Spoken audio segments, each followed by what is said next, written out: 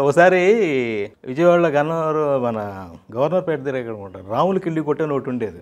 ఆ రోజుల్లో సరే సాయంత్రం బాగా ఫుల్గా తినేసేసి ఇక్కడ భోజనం చేసి వచ్చి రే అబ్బాయి కిల్లి వేద్దామా అని వేద్దాం అని వెళ్ళి అక్కడ జాడీల్లో రకరకాల జరదాలు పెట్టున్నాయండి.